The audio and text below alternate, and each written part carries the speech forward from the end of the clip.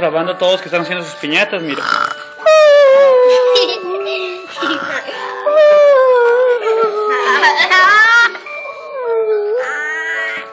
Díganle hola porque vamos a terminar el año 2012, va a empezar el próximo mes. ¡Ey, no! Jessy, venga para acá. Estamos haciendo una... Mira, está Jocelyn que está haciendo su piñata, aquí está. Todavía sí, miren, Juan está trabajando.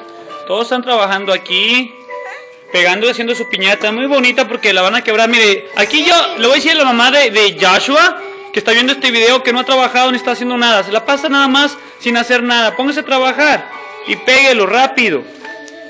Mire, Leslie siempre trabaja. La mamá de Leslie va a ver el video, va a ver que ella siempre trabaja. Sí. Que está haciendo su trabajo igual que Celeste. Y mi mamá también.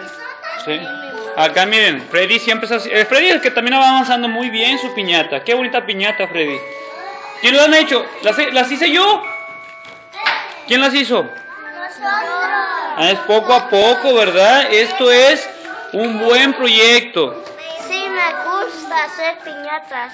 ¿Sí? Pues me ensucio bastante mi ropa y mis manos. Pero es bonito, ¿verdad? Sí.